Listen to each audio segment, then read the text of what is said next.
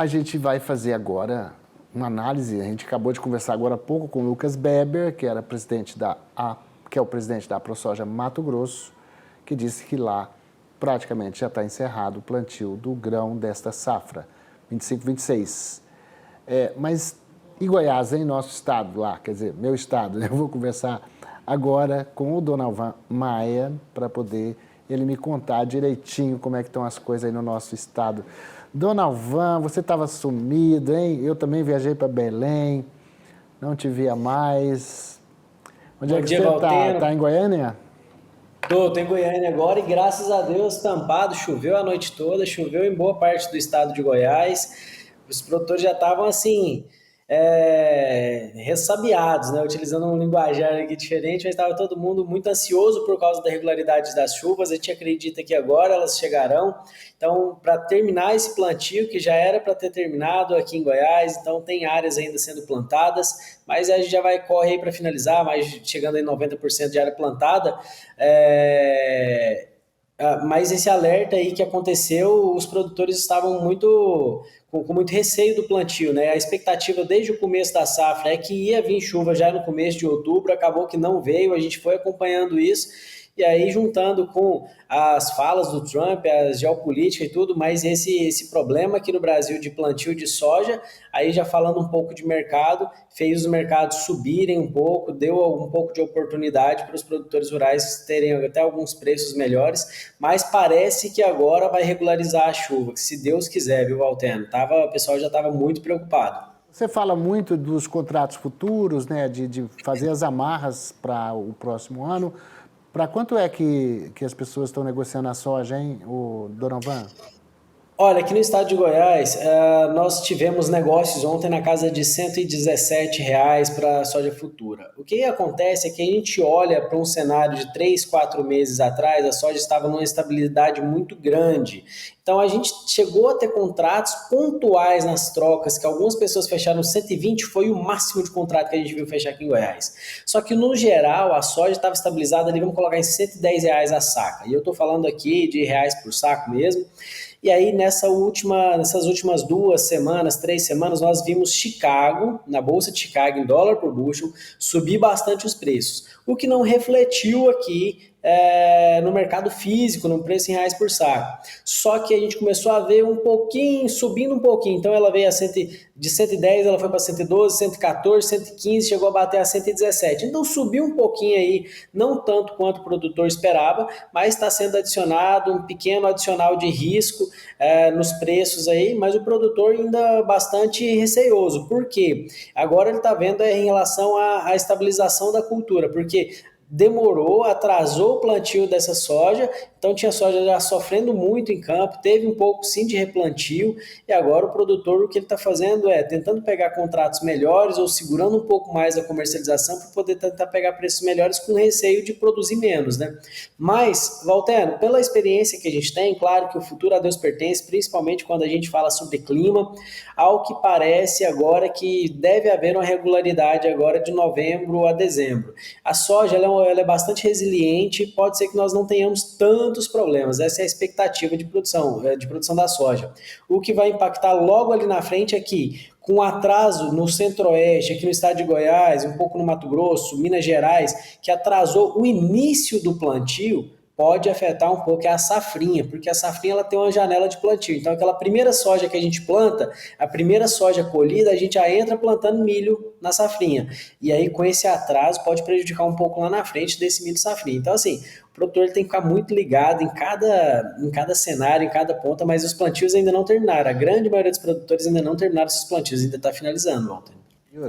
Quem fica esperto também é o mercado, que já vai precificando, né? No caso do milho, que você tocou, a gente fala soja, quando fala soja está falando milho. Tira soja, já vem a plantadeira jogando milho.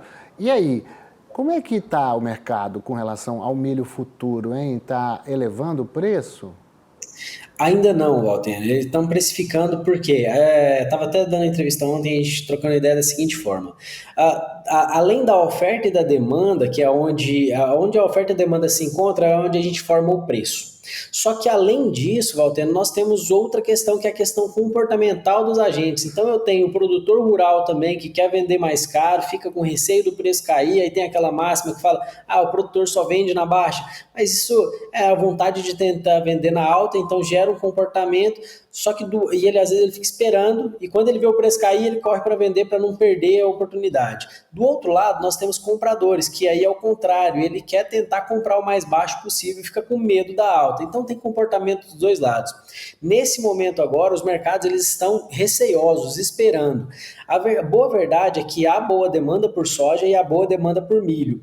Esse problema que está sendo agora, os compradores estão esperando, como eu disse, na soja já começou a se pagar um pouquinho mais, a gente já fala de prêmio, começou a colocar, empilhar R$1, R$2, R$3 a mais para garantir que essa soja vai vir para o mercado. Ainda não é aquela alta toda que Chicago mostrou, mas começou a pagar um pouco mais. Aí quando eu vou para o milho, não, eles ainda estão aguardando, será que a gente vai ter diminuição? Porque quando a gente olha os grandes relatórios, quando olha a Conab ainda, vamos ter uma produção recorde e tudo, só que quando a gente olha o mercado, fundamentalmente falando, nós aqui da Fox acreditamos que vai ter sim uma diminuição desse milho safrinha, mas o mercado ainda não precificou. Pode precificar lá na frente, então está com bastante cautela ainda. Quando a gente olha a Bolsa de Valores, aí eu tenho um mercado pagando ali R$ 69,00 para setembro. R$ 69,00 para setembro, quando eu olho para o mercado em geral, geralmente se faz uma conta básica aí que para Goiás aqui é B3 menos 20. Então é como se eu tivesse um preço de R$ 49,00, R$ 50,00 na lavoura, essa é a expectativa de preço para milho safrinha lá na frente. Mas como ainda tem muita água para rolar, esses preços eles realmente irão subir se a gente tiver aí mais 1 ou 2 semanas sem chuva, o pessoal vai ficar meio, vai começar a empilhar prêmio. Se a chuva se regulariza daqui para frente, parece que tende a ter uma estabilidade nesses preços de milho safrinha que está mais ou menos na casa dos R$ 50,00 para o ano que vem, para fazer sentido frente a um custo de produção se a gente tiver uma produção satisfatória. Então está um momento bem delicado agora, tipo, toda vez que é um momento de plantio e um momento de colheita, a gente tem essas viradas de chave, né? E o que a gente sempre fala aqui, Walter, é que é o seguinte, o produtor ele tem que aproveitar porque ele tem que ter um plano de plantio, um plano de manejo, um plano de comercialização.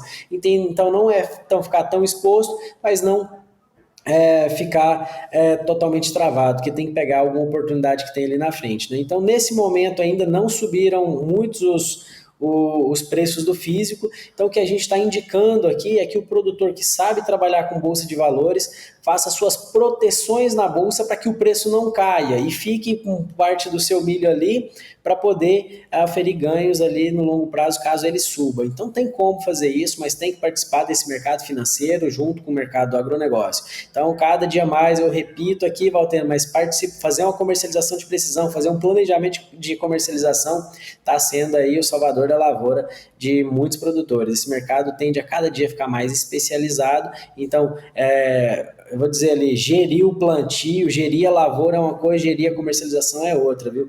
Então, tá dando oportunidade agora e para o produtor ir fazendo suas vendas escalonadas, tanto para a soja ainda, que a gente sabe que o produtor, pensando na safra que vem, ele está cerca de 30%, 35% vendido em relação à soja do ano que vem, tá? Isso na média do estado de Goiás. Agora, milho está bem mais retraído, esperando para ver o que vai acontecer. Van, obrigado pela sua participação e análise aqui, a gente se vê na semana que vem. Obrigado, que Deus abençoe a safra. Um grande abraço, Walter. Amém.